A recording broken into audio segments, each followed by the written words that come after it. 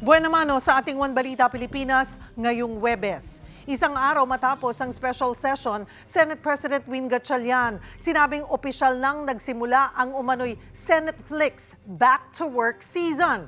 Agenda nila ngayong araw, pagpaplano sa napipintong impeachment trial laban kay Vice President Sara Duterte. Iba pang players at coaching staff ng Ateneo Blue Eagles tumungo sa NBI at CIDG ngayong araw para sa investigasyon sa trahedya sa kanilang Aurora Team Building. CIDG, sinabing posible raw na hindi aksidente ang nangyari.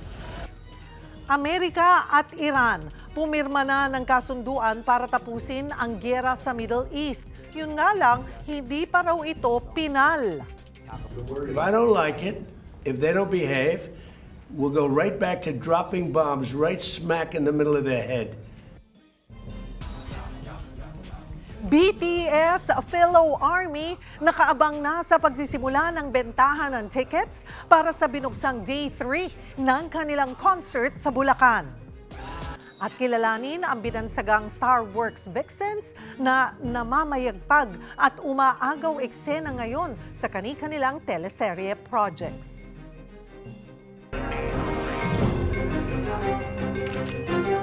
Magandang taghali, Luzon, Visayas at Mindanao. Thank you for joining us. Good afternoon sa mga nanonood sa akin. This has been my guide.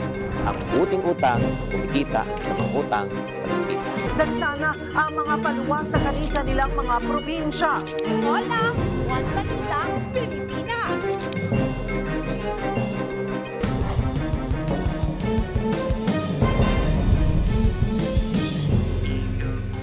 Magandang tanghali, Luzon, Visayas at Mindanao. Patay sa pananaksak ang isang ginang sa Palawan. Suspect sa krimen ang seloso niyang kaibigan. Para bigyan ng mukhang balita, Mobile Journal, Kayla Makantan. Magkasunod na insidente ng pananaksak ang naitala sa Palawan ngayong linggo.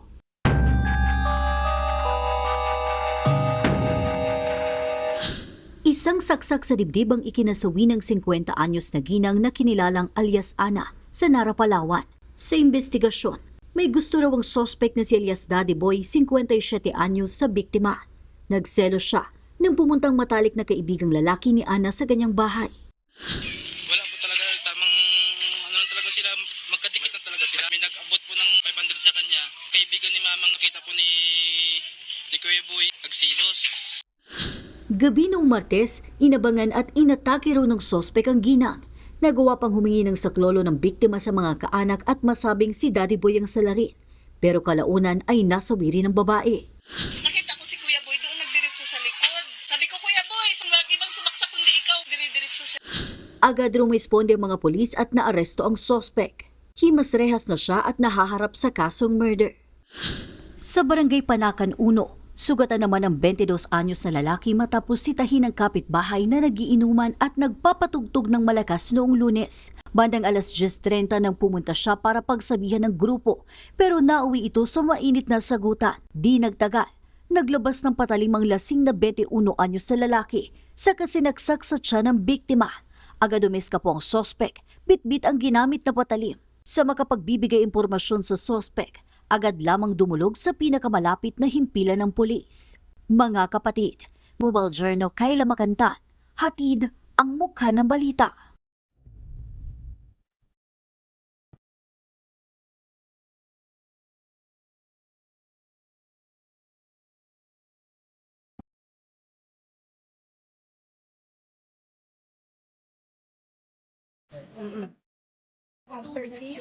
Yun lang. Sumunod sa rules, doon lang naman kami may problema. Tanggap na ng Cayetano Block ang liderato ni Senate President Win Gatchalian. Ngunit sa kanilang pagdalo sa sesyon kahapon, hindi naiwasang magkainitan. Balikan natin sa pagbabalita ni Mean Los Baños. Hindi man dumalo sa special session sa umaga ang Cayetano Block, nagpakita naman ang ilan sa kanila bandang tanghali sa confirmation hearing ng Commission Appointments o CA, gayon din sa alas 3 ng hapon na sesyon. Sir, bakit po kayo umattend kayo ng session, sir? It's the constitutional duty I congratulate Sherwin, a dedicated, disciplined, hardworking, brilliant colleague and a dear friend. Congratulate all of them, and I'm glad na 13 ang boto, so maayos na, legal na. Hopefully, sana tapos na yung gulo, makapagtrabaho na tayo. Matatanda ang kahapon, tinanggap na ni Senator Alan Peter Cayetano na hindi na siya ang Senate President. Formal na ring naluklok na Senate President si Senator Win Gatchalian. Nakakuha siya ng sapat na boto sa paglipat sa kanila ni Senator Joel Villanueva. Kumusta naman kaya ang relasyon ni Villanueva ngayon kay Cayetano? Sa kanila. We're brothers, at the end of the day. Habang ang kapatid ni former Senate President Alan Cayetano, Common sense, di ba? What's in the rules? What's in the Constitution? When you have 13, yun lang. So, pag hindi sumunod sa rules, doon lang naman kami may problema.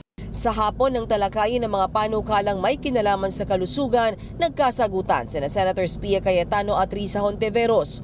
Nainis si Cayetano dahil sinara na raw ang period of amendments kahit nasa listahan pa sila ng mga magbumungkahin ng ilang pagbabago sa panukalang batas. Naayos din yan matapos tanggapin ng kanyang amendment na dapat may mental health at psychological support ang barangay health workers. Pero dama pa rin ang tensyon. Thank you to the Majority Floor Leader who was gracious enough to allow us to still propose our amendments. You're welcome, Mr. President. I made a record earlier that I there thank were... the Majority Floor Leader, not Her Honor, because Her Honor closed the period of amendments despite our name being there. Nagkainitan din ang dalawa ng talakayin ng panukalang pagdetain sa mga pasyente sa ospital dahil sa hindi nababayarang bill. Tanong ni Senator Pia, kung hindi na kailangan ng promissory note ang mga indigent patients, sino ang magbabayad sa mga pribadong ospital? Dahil kung walang sasalo sa gastos, baka ang ma-confine hindi lang pasyente kundi pati ang pera ng mga ospital. Ipinaliwanag ni Senator Risa Hontiveros na may mga guarantee mechanism naman at pwedeng pumasok ang DSWD at iba pang ahensya ng gobyerno. Sa huli, namagitan na ang bagong Senate President. Kagabi nag-adjourn na ang special session ng Senado.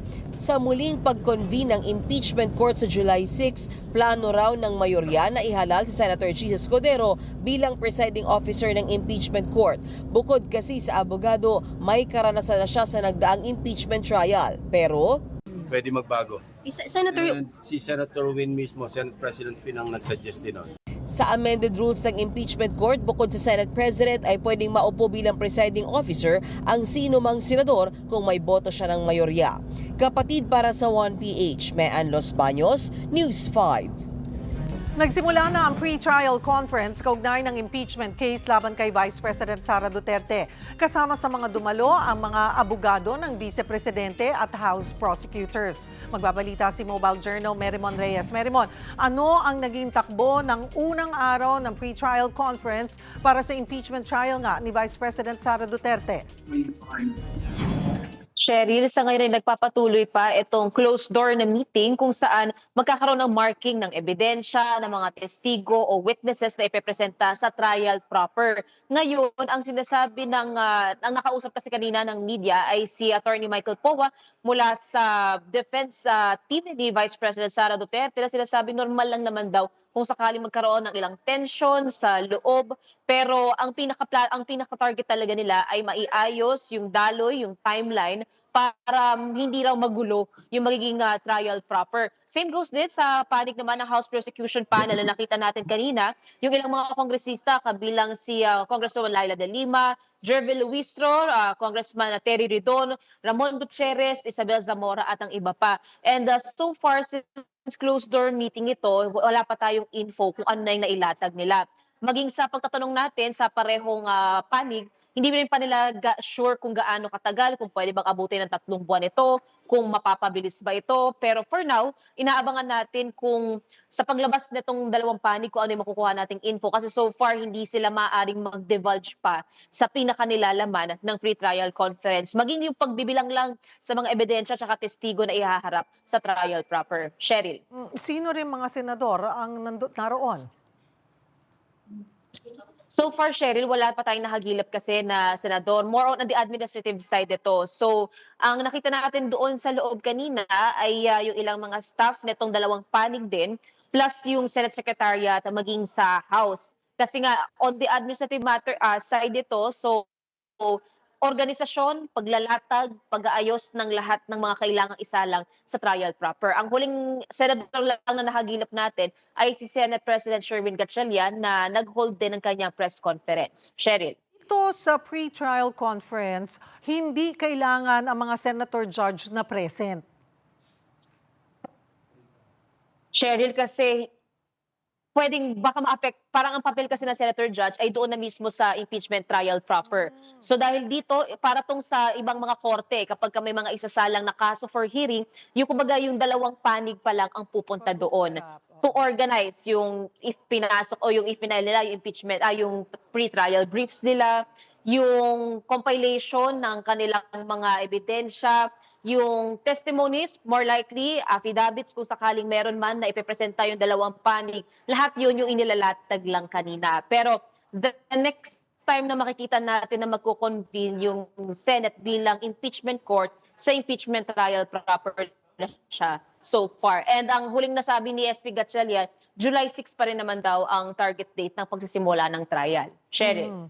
Aabot ba yan sa several days, itong pre-trial conference, or ngayong araw lang talaga? Yung calendar kasi na nakita natin, ngayon hanggang pwede sa katapusan ng buwan ng Hunyo, nakalaan yan para sa pre-trial. Okay. So, ang titingnan na lang natin kung sabat na ba ito o baka sobra-sobra pa kung sakaling maiayos naman. Kasi ang huling nakita natin, yung parehong kampo, yung mga final na pre-trial briefs, lagpas 50 pahina.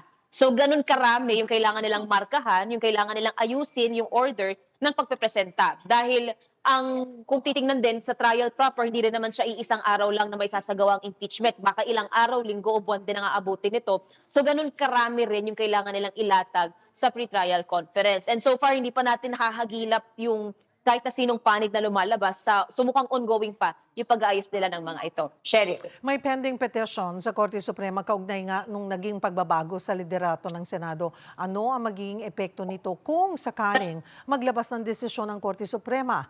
Nagparamdam na ba si dating Senate President at ngayon Minority Leader Alan Peter Cayetano din?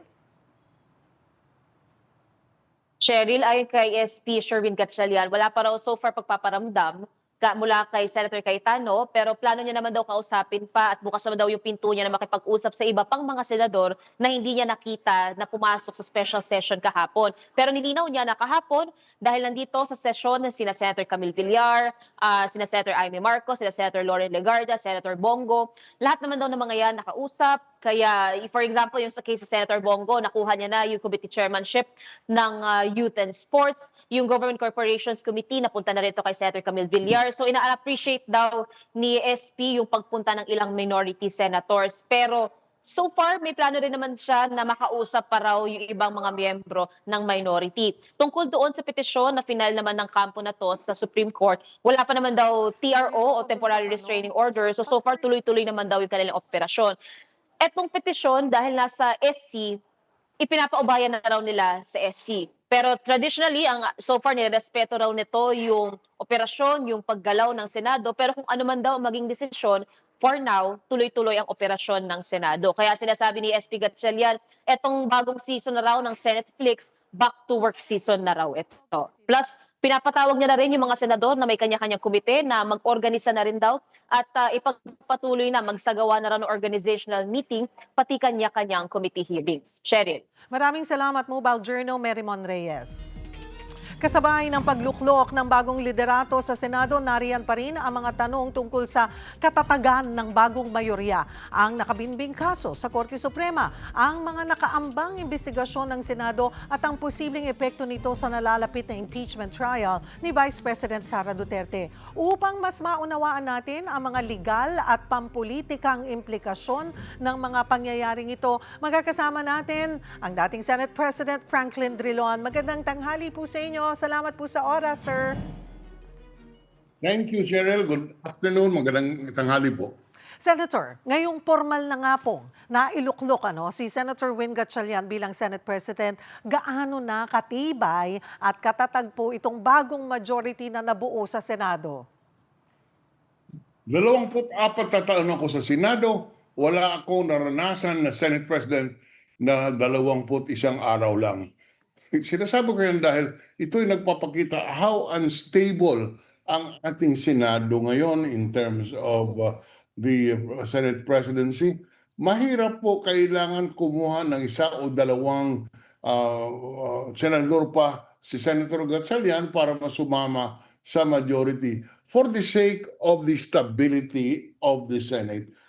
Ako po, 4 na beses hinalal. Ngunit siguro mahaba-haba naman ang termino ng aking pagkapangulo ng Senado. Ulitin ko lang, ito'y unstable. At bago po natin, may ibig lang akong ipaliwanag, yun pong kaso sa Supreme Court ay academic na at wala pong nakaalam ang kaso sa Korte Suprema doon sa halalan na nangyari kahapon sa Senado. Magkaiba pong issue yan at kahit anong desisyon ng Korte Suprema doon, yung election kahapon ng bagong Senate President, kinikilala ng lahat, including Senator Cayetano. He conceded, kaya siya nagbitiw ng kanyang pagka-Senate President dahil mayroong bagong election kahapon ng Pangulo ng Senado. Ulitin ko lang, walang basihan ang anumang spekulasyon na ang kaso sa Supreme Court ay ngayon ay makaapekto sa bagong Senado at bagong Senate President. So kahit anong maging desisyon ng Korte Suprema dito po sa kanilang petisyon ay walang kinalaman sa nangyaring paghahalal ng bagong Senate President kahapon po. Tama. Kung ako po ang Senate, ang Supreme Court, dapat i-dismiss na yung kaso dahil multi academic. Doon po, balikan ko nga, sabi nyo, sa tagal po ninyo, ngayon lang kayo nakakita ng ganito ka-unstable na Senado, no? Well, they have 13 senators. May mga nababalita pa po na may posibleng isa or dalawa pa raw po. Yun po ba ay something na dapat talagang pursigihin kung talagang nakikita nilang aanib sa kanila ang isa o dalawa pang senador po sa bagong majority ngayon?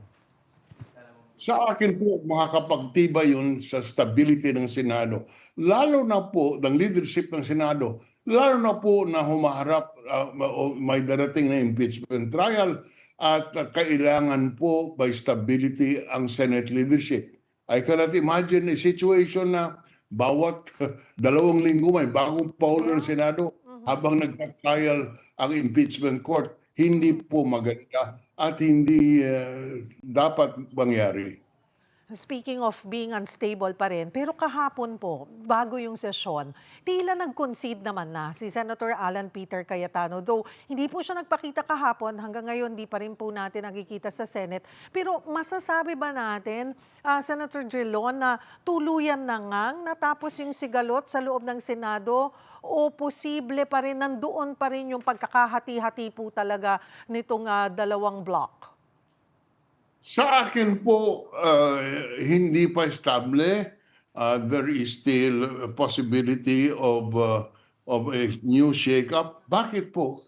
Dahilan po yung sa polarized ang Senado ngayon. And this reflects the polarization of our people. Mayroon pong isang grupo na gustong ituloy ang impeachment, may isang grupo na ayaw. At dahilan po dito sa aking tingin, hindi kailangan po magdagdag ng isa o dalawa pang senador sa majority para tuloy-tuloy na ang trabaho at ito po ang hinahanap ng taong bayan na ang Senado magtrabaho na. Alam mo, Cheryl, doon sa latest sa survey na nakita ko, 81% ng ating mga kababayan skeptical and withhold judgment and wala pa silang judgment. How the Senate will perform. In other words, hindi po ang tingin ng taong bayan at this stage hindi pa naniniwala na impartial ang Senado at stable ang Senado. Kaya malaking trabaho po para kay Senator Win, kay Senate President Win Gatchalian to show stability in the Senate. Important po sa ating kasaysayan. Yun nga po, Senator Drilon, may mga nagsasabing itong naging labanan sa Senate leadership ay may kinalaman doon sa nalalapit nga na impeachment trial ni Vice President Sara Duterte. Para sa mga nanonood po, gaano kalaki yung papel ng Senate majority sa pagtakbo ng isang impeachment court? Malaki po dahilan sa importante po sa atin at based on our political history, malaking bagay ang perception ng tao na ang Senate trial ay fair, na ang impeachment trial ay hindi dapat gamitin para itago ang katotohanan. Kaya po malaking bagay na ang perception na impartial ang Senado ay dapat umiral. At hindi po natin alam mo, it's too recent in our political history, Cheryl. Yung impeachment po ni President Estrada, nagkaroon ng EDSA 2. Bakit? Dahil ang second envelope ay hindi po binuksan at ang taong bayan po, ang kanilang conclusion, ay tinatago ang katotohanan tungkol sa bank accounts.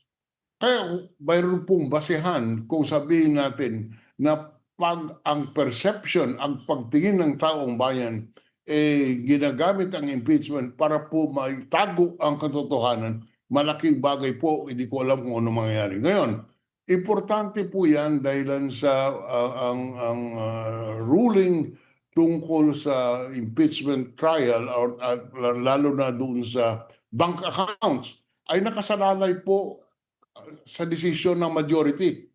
Kung ang majority magsasabi na hindi pwedeng ilabas, for whatever reason, hindi pwedeng ilabas ang bank record sa impeachment trial, hindi ko po alam kung ano mangyayari kung ano ang feeling ng taong bayan.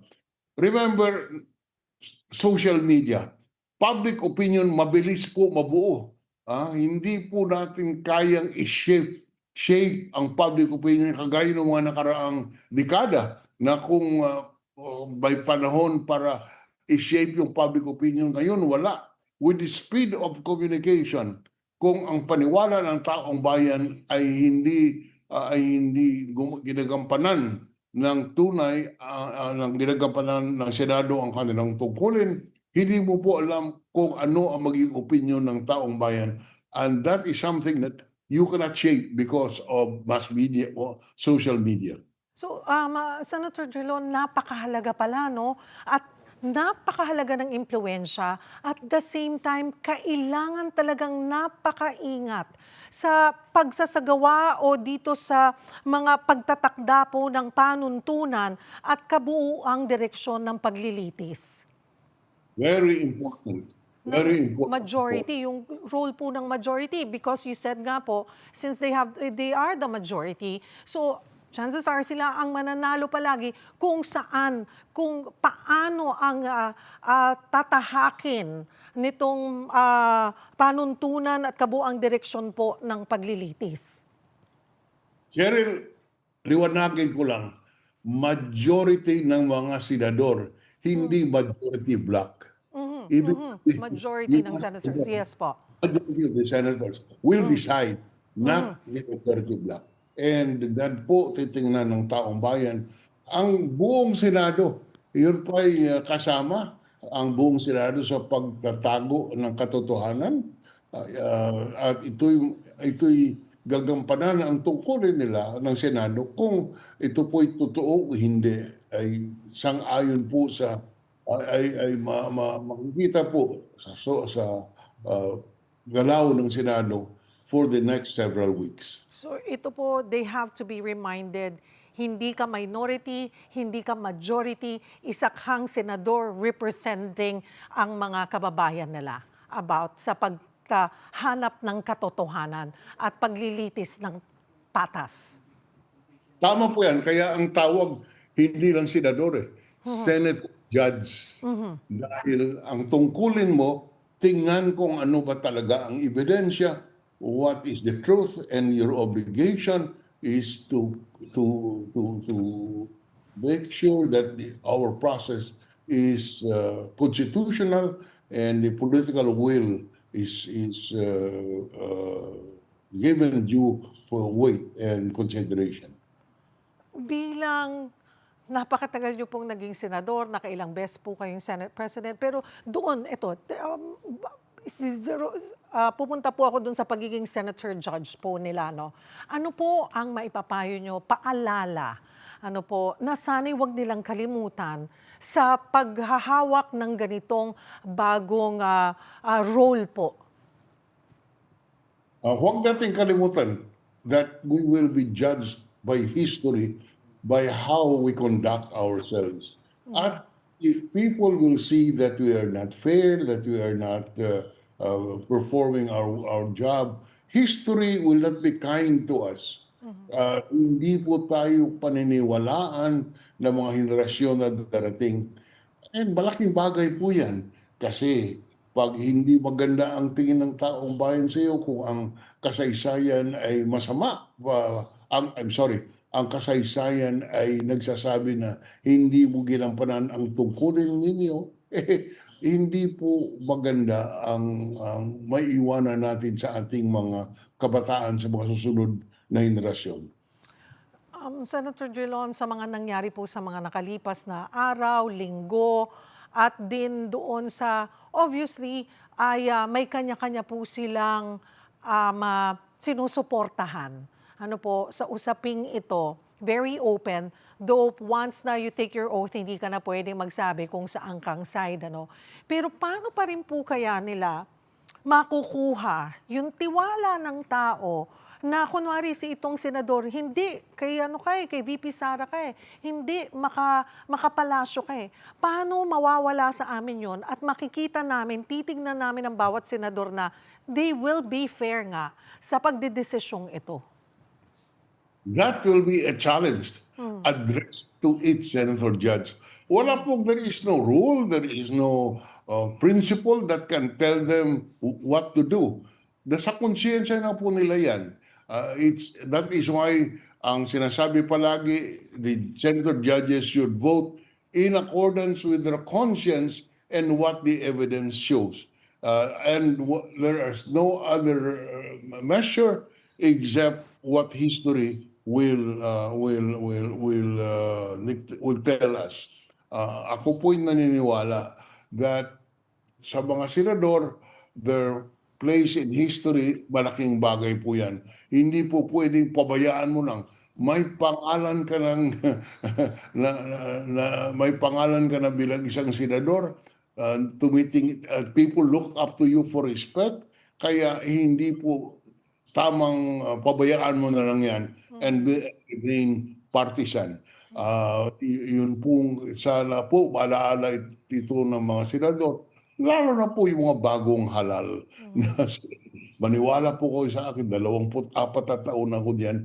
I have learned a lot, and especially to the new senators, hindi po dapat makalimutan na kayo po'y hinilala ng taong bayan to perform a very important task. Do not fail our people. Yun po ang aking masasabi.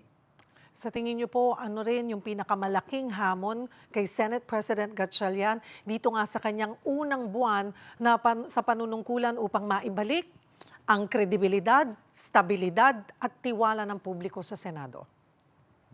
Malaking hamon po yan kay Senator Win. Ngunit matagal ko na rin kilala si Senator Win. Matagal kami nagsama sa Senado. He has all the qualities of a leader that can handle this. And I hope he will succeed for the sake of our country. Hindi na nga raw po siya lalong magkaka-girlfriend o makakapag-asawa pa pagkatapos na daw po nito. Kawawa naman. Sabi ko nga, sabi ng asawa ko, all wisdom starts with the fear of your wife. Paano yan? Paano yan? Pero po, eto po, Senator. Sa huli po, ang naging krisis po ba sa Senado ay isang karaniwang political contest lamang o may naging pinsala na nga po ito sa integridad at reputasyon ng institusyon na kailangang ayusin ng bagong pamunuan? Dapat yan po ang kailangan. para sa integridad at kaayusan, hindi lang ng ating Senado, kung hindi ng buong bansa. Dahilan po, can you imagine if you fail in the impeachment process? This is a constitutional duty of the senators to judge, act as impartial judges. And if they not discharge this function sincerely, you'll never know how people will react. Siguro po rin panghuli, paalala po sa ating mga kababayan. Lalo na nga po ito'y nagsisimula na. Ngayon ay nagkakaroon na ng pre-trial conference and eventually magtutuloy-tuloy na po ito sa trial. Ano rin po bilang isang mamamayan, ano rin ang dapat naming bantayan? Bantayan po natin na gampanan ng husto ang mga senador ay gagampanan ng husto ang kanilang tungkulin. At itong impeachment trial ay isang paraan to exact accountability para po may mananagot kung may nagkamaliman, dapat sagutin at hindi po dapat itago ang katotohanan for their own personal purposes. Marami pong salamat sa inyong oras at mahalagang paglilinaw. Former Senate President Franklin Drilon, magandang hapon po.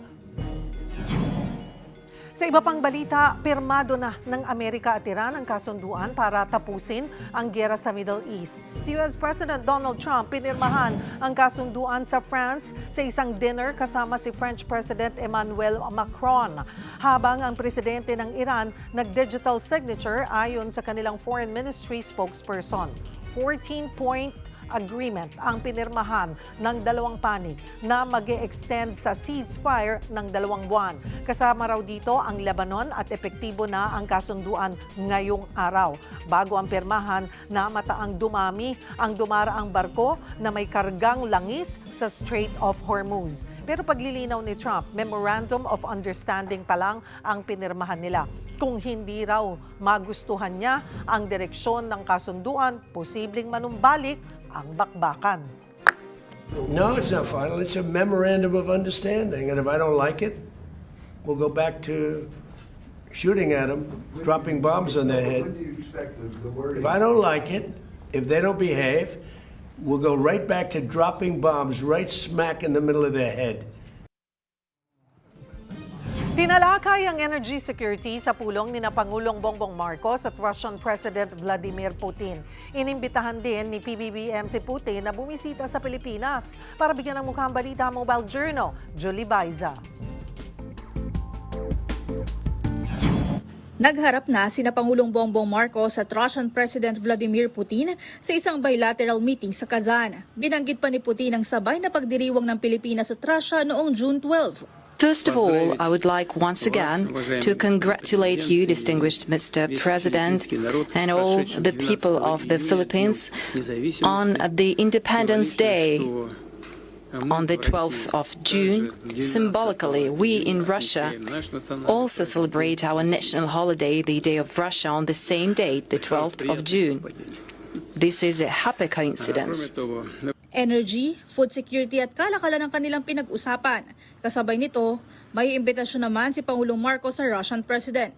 And once again, speaking as chair of ASEAN, I personally extend my invitation to Your Excellency to attend the 21st East Asia Summit, which is scheduled to take place in Manila next November. Bukod sa pulong, nagsisilbi ring co-chair ng ASEAN-Russia Commemorative Summit si PBBM. Kasabay nito, tinabla ng palasyo ang pasaring ni Davao Congressman Pulong Duterte na ginagamit umano ng administrasyon ng International Criminal Court bilang political weapon sa kanilang mga kalaban. Unang-una alam naman natin ng ICC, korte po ito. At meron namang kaso. Kaso na kapwa nating Pilipino ang nagsampa laban sa mga di umanong pang-aabuso patungkol sa EJK. So wag natin kalimutan yan. Pilipino rin po ang nagsampa ng kaso. Git ng palasyo, kailangan lang matugunan ang hiling ng mga Pilipino at managot ang mga dapat managot. Tanong pa ng palasyo, bakit laging isinisisi sa administrasyon ang usapin gayong 2017 pa na isampa ang kaso sa ilalim ng pamumuno ni dating Pangulong Rodrigo Duterte? Ang nangyayari po kasi dito, lagi na lang ginagamit itong issue na to para pagalitin ang kapwa natin Pilipino at pag-usapan ang tungkol sa soberanya. Tandaan din po natin, meron tayong batas na mismo nagsasabi na tayo, ang bansang Pilipinas, ang state natin, ay maaaring mag-surrender ng mga respondents. Iyon ay naaayon sa RA 9851. Huwag natin kalimutan po yan. Dagdag pa ni Yuse Claire Castro, valid ang lahat ng warrant of arrest na inilabas ng ICC.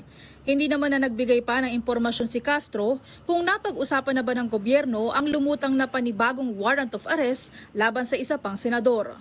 Well, anyway, nakita po natin kung paano po ba natin pinapatupad ngayon yung warrant of arrest laban kay Senator Bato de la Rosa. Pero yung mga operasyon, ibibigay ko na lamang yan para sagutin ng DOJ. Mga kapatid, Mobile Journal Julie Baiza po, hatid ang mukha ng balita.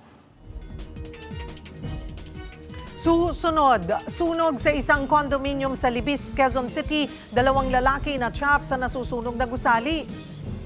At iba pang teammates ng yumaang student athletes na sina Rene Baterbonia at Divina Dili humarap sa NBI at sa CIDG.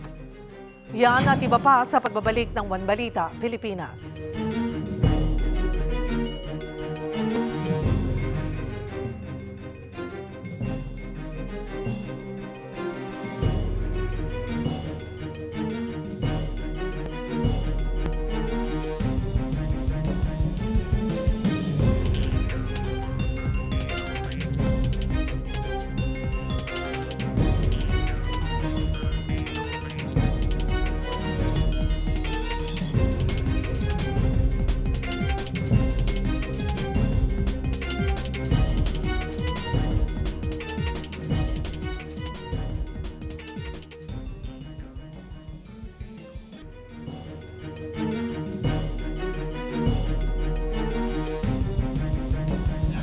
Nananawagan ng tulong ang isang binatilyo sa Camarines Sur. Nangangailangan siya ng bone marrow transplant dahil sa pambihirang klase ng anemia na tumama sa kanya. Para bigyan ng mukha ang balita, Mobile Journal, Yeda Pascual.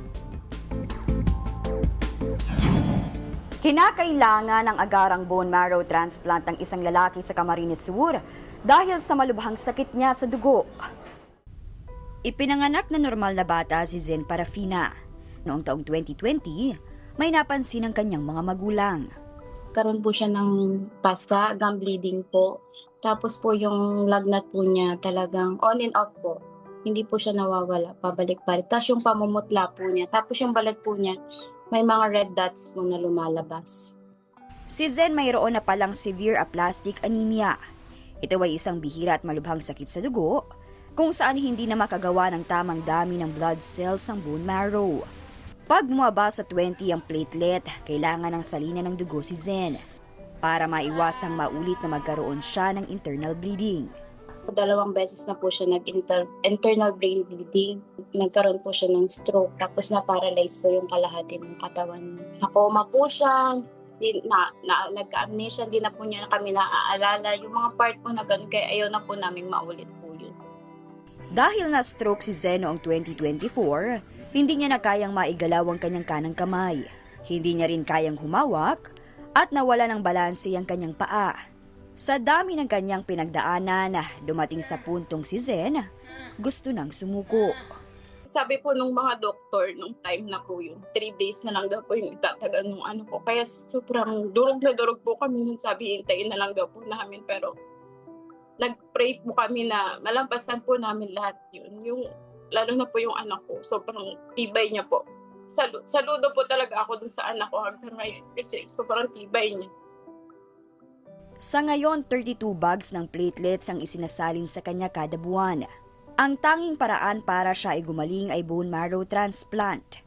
Pero sa mga pribadong ospital, umaabot ito ng 5 hanggang 7 milyong piso. May pinupush po kami sa India po na doon po sa Apollo Hospital. Sana po may tumulong sa amin para makapunta po sa India po. Kasi nandun po yung magagaling na doktor na tumutulong po magpa-transplant po sa mga bata. Siguro po mga nasa 2 million po, ganun, mga 3 million. Hindi alam ng pamilya kung paano mabubuo ang ganito kalaking halaga. Lalo pa tuloy-tuloy din ang gastos nila para sa maintenance ni Zen. Sa oral chemo ng bata, nasa mahigit 45,000 pesos na kada buwan. Labas pa dyan ang ibang gamot. So sana po matulungan niyo po kami sa mga gamot po ng anak ko. Talaga po, nagpapasalamat po ako. Saka po yung prayers niyo po palagi sa anak ko. Sobrang thank you po. Sana po may makatulong po sa anak ko sa mga gamutan niya, sa transplant niya po. Mga kapatid, ako po si Mobile Journal Yeda Pascual. Hatid ang muka ng balita. Isang kondominyo ang nasunog sa Libis, Quezon City. Nasa pulpa sa video ang dalawang lalaki na na-trap sa mataas na palapag ng gusali. Magbabalita si Mon Gualvez. Mon, naapula na ba ang sunog? Yes, Cheryl, makalipas ang 3 oras na yung sunog na tumama nga dito sa isang condominium sa May Libis sa Quezon City, naideklara na itong far out. Bigyan ko lang ng konting backgrounder. Nagsimulang sumiklab ang apoy pasado or bago mag alas 7 ng umaga and then officially declared far out ng 10:07 ng umaga. Pero ang pinakamatindi kasi dito, kaya talagang marami pa rin mga bombero ang nandito ngayon sa area, ay dahil yung usok naman na pumaloob dito sa buong condominium.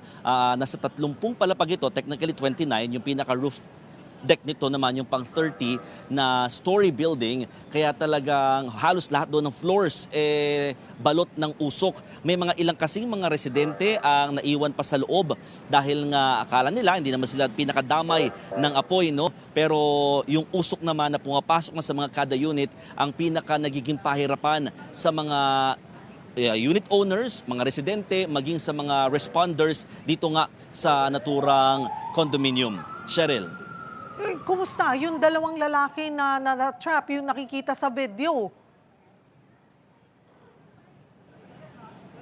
Yes, Cheryl, actually kanina nagva-viral nga yung mga post online ng mga humihingi ng tulong, nagpapa-rescue, pero so far naman, ang sinasabi ng Bureau of Fire Protection talagang yung mga naitala kanina na nasa mga videos, nasagip naman or na-rescue naman nila at ina-account nila patuloy ngayon yung mga naiwan naman sa loob ng building na mga nasa mababang floors, kasi inuna nila muna yung nasa may mataas na bahagi ng floors, nasa around 27 to 29 floors ang pinakainuna. Initially kasi ang sabi sa COSOFAR, nanggaling daw ito sa pinakadaanan ng basurahan ng condominium. So imagine, kaya lahat daw ng floors naapektuhan ng usok dahil yung, kung familiar tayo sa mga condominium, talagang meron siyang pinakadaanan ng basurang hinuhulog lamang, kaya yung pinaka-pathway na yun yung pinagmumulan ngayon ng makapal na usok na tumatama nga at talagang nakaapekto sa iba't ibang mga floors or areas dito sa naturang condominium. Pero so far, in terms of accounting ng mga humihingi ng tulong kanina, nailigtas naman daw sila ng Bureau of Fire Protection and other immediate responders na mga BFP rescue teams dito and other mga rescue teams rather. Cheryl. So Mon, walang units na naapektuhan. Yung daanan lang talaga ng basura.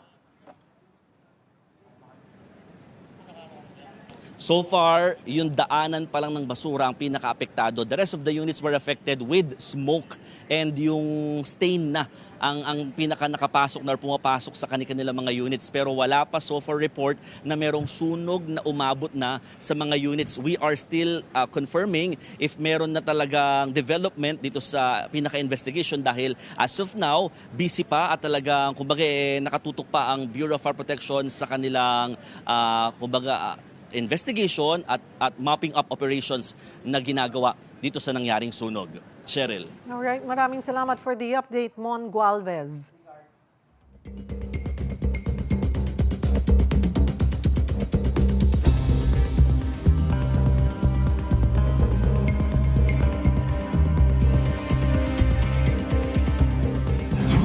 Bubuksan na sa publiko ang burol ng Ateneo student athlete na si Divine Adili. Bukas araw ng Biyernes ang public viewing mula alas 12 ng tanghali hanggang alas 8 ng gabi. Nagbigay naman ng kanilang pamamaalam sa manlalaro teammates, kaibigan at mga kaibigan ni Adili. Ayon sa Ateneo de Manila University, inaayos na nila ang repatriation ng labi ni Adili pabalik ng Nigeria. Nagsagawa naman ng fundraising ang mga malapit kay Adili bilang tulong sa kanyang mga naulila na hindi makapunta sa Pilipinas. Kinuwento naman ng ilang players ng Ateneo Blue Eagles na isa si Adili sa mga nagsabing hindi siya marunong lumangoy nung nag-team building sila sa Aurora. Mismong si Coach Tab Baldwin daw, sinubukan siyang isalba. Nagtanong ulit si Coach Tab na sino dito yung mga hindi marunong lumangoy. So nagtaas ako ng kamay, kami na JM. Tapos yun sila rin sino rin marunong lumangoy? Sinabi niya. Tapos sabi niya, sila Divine hindi marunong lumangoy. So yung mga hindi marunong lumangoy, dito lang kayo sa malapit. Baga. Tapos yung exercise lang is, sundan lang si Coach din sa shore. Tapos yun lang, walang kailangan lang. Kung hindi mo kaya lang okay lang maglakad. Naglabas na ang DOJ ng Immigration Lookout Bulletin Order laban kina Baldwin at dating team manager ng koponan na si Epok Kimpo. Aalertuhin ang mga otoridad kapag nagtangka silang lumabas ng bansa. Sa hiwalay na investigasyon naman ng PNP-CIDG, lumalabas na hindi raw aksidente ang nangyari. Majority of them are in the waters. They are not directly in front of the resort, about 700 meters away. Yung pinapakita po doon is the condition of the sea during that time. That's one. You won't send somebody doon on that condition. Nagtungo rin ang ilang student-athlete sa Ateneo sa CIDG kanina. Para sa update, magbabalita si Mobile Journal Alexis Ebwe. Alexis.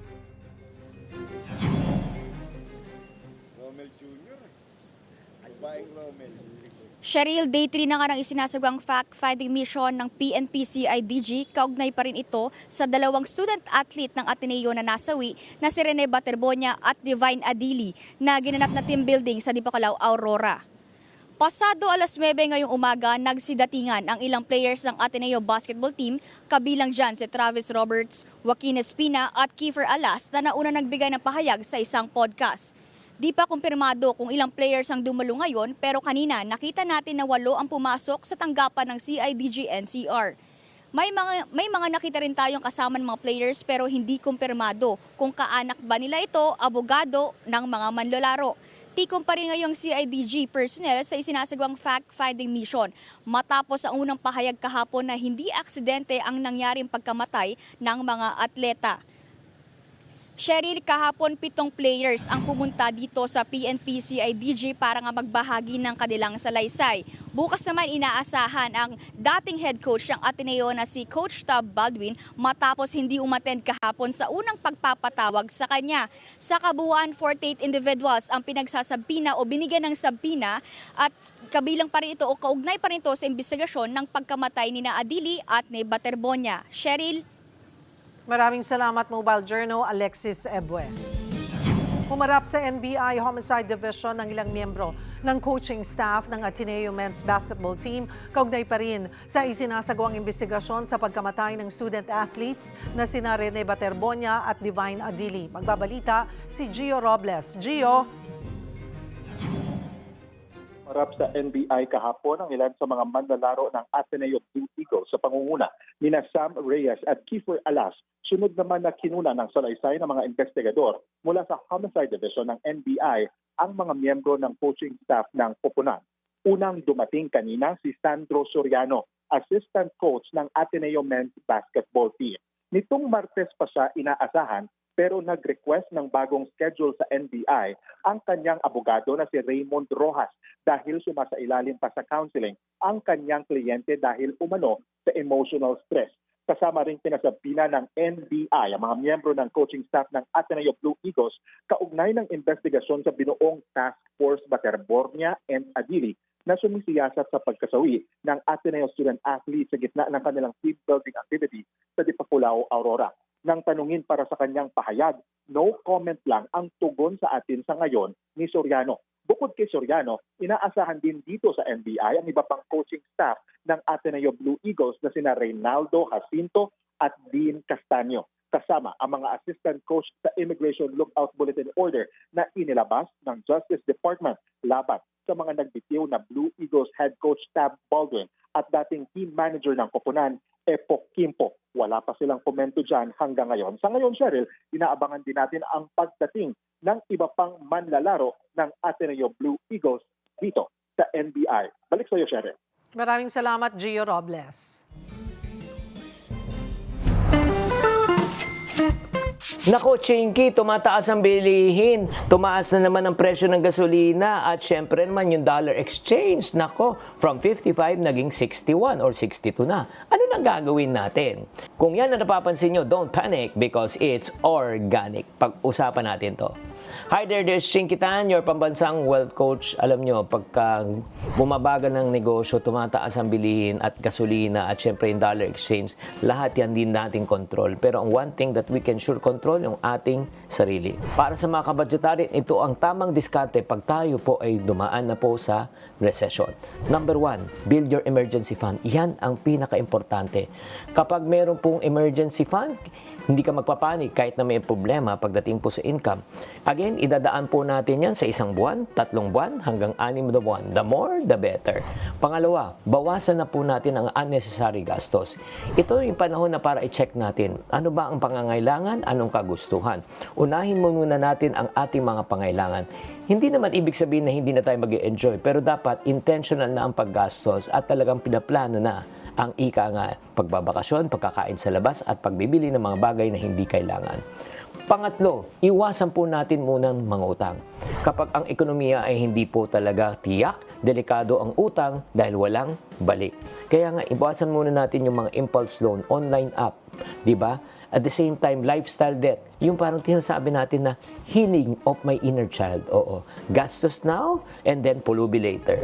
Pang-apat po, dagdagan po natin ang ating sources of income. Sa panahon ngayon, pag tumataas ang bilihin, dapat tapatan po natin ang pagtaas ng hanap ng income. Mag-upskill, mag-side hustle, maghanap ng additional income streams.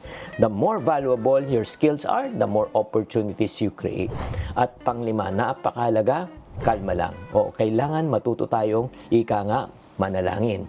Manalangin tayo sa Diyos na itong lahat ng pagsubok na dinadaanan ng ating bansa ay lilipas din.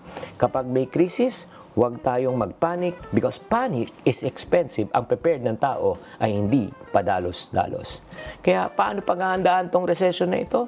Mag-build ng emergency fund, magbawas ng mga gastos na hindi kailangan, huwag papasok sa utang, dagdagan po natin ang ating income at manalangin. Sana nakatulong tong episode na ito. Tatandaan, ang tunay na yayamanin ay hindi takot sa uncertainty dahil siya ay naghahanda.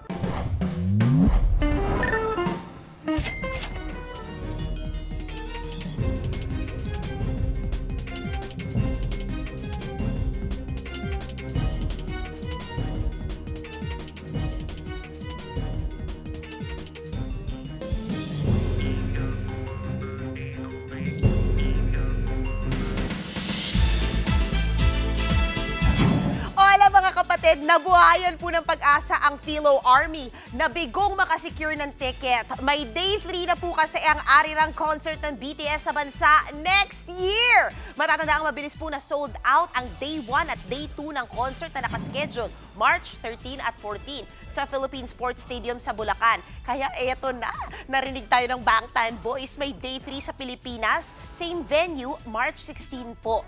Ngayon pa lang marami na pong nakaabang dahil may Army pre-sale tickets bukas June 19. So kung member ka nga ng Weavers nila, naku, pwede ka na sumali dyan. Habang sa June 20 naman po, general sale. At sa exclusive video interview na pinadala sa News 5, inamin nga po ng Bangtan Boys na miss na nila ang kanilang Army.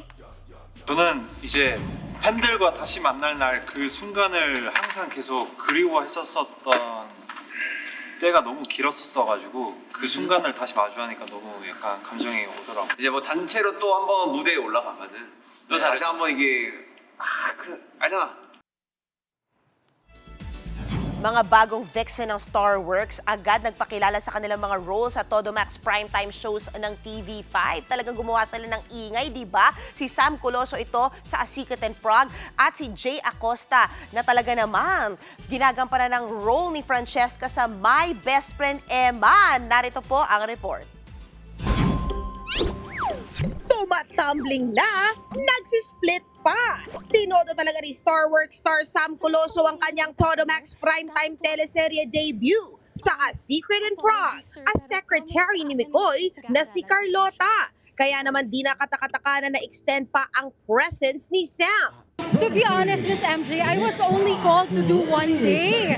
And then parang natuwa sila direct, the writers, and then they surprised me na, ayun, pinangalanan na po ako bilang Carlota. It's an honor para kay Sam na maka-showdown sa eksena si Andrea Brillantes sa action scenes. I was so starstruck na maka-action ang isang Andrea. That day, sinabihan ako na medyo action tayo today, ha? So ayun, we just did a little practice sa mga action scenes. Onting sakalan lang naman. Pasilip pa lang yon sa mga kayang gawin ni Kiara Baldo. Habang nakapost sa taping, abala si Sam sa pagiging courtside beauty sa PBA Game 7 Finals ng Ginebra kontra Talk and Text kagabi.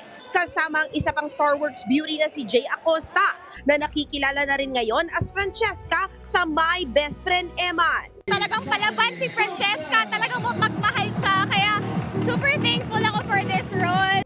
Pegged to be one of TV5's primera kontrabida dahil sa kanyang effective acting under Coach Ryan Carlos Chabak technique.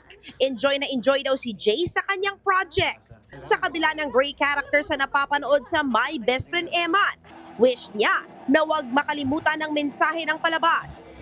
Best lesson I've learned is that we all have second chances. So if ever that nagkamali tayo sa past, we know that there's a best friend Eman with us. Eto naman po, marami ang nagulat sa aktual na Lips to Lips si Claudine Barreto at Pepe Herrera sa red carpet premiere ng pelikulang Home Along the Riles The Reunion noong Lunes. Sa mga kumalat nga na video, kitang nakipag-interact muna si Claudine at Pepe sa moviegoers. Maya-maya, oh my God, nag-lock lips na po sila. At sa pelikula muling gumanap si Claudine bilang si Bing Cosme habang si Pepe naman ang bagong karakter na si Bebe Boy. Couple po ang dalawa sa sequel ng hit TV sitcom na Home Along the Riles The Reunion, kaya tila nagpasample sila ng kanilang kiss. Pero bukod dyan ha, marami talagang mga twists and turns ang Home Along the Riles, kaya suportahan natin ito sa sinihan nationwide. But anyway guys, yan muna ang latest sa showbiz. Balik sa iyo, Cheryl. Oo nga, sabi nga, MJ, talagang sulit ang ibabayad sa sinihan pag ito ang pinanood. So maybe this weekend, dali ng buong pamilya, no, Yes. MJ? Grabe, sobrang throwback, nostalgia, at good luck kung hindi kayo maiyak. Thank you, MJ. Thank you. At yan po ang mga bumabanda ng balita at public service sa inyong tunay na kasalo sa tanghali. Hanggang bukas, dito sa Balita magpapabusog sa inyong kaalaman. Ako po si Cheryl Cosim. Kami ang inyong kapatid sa public service. 1PH, teleserbisyo para sa Pilipino.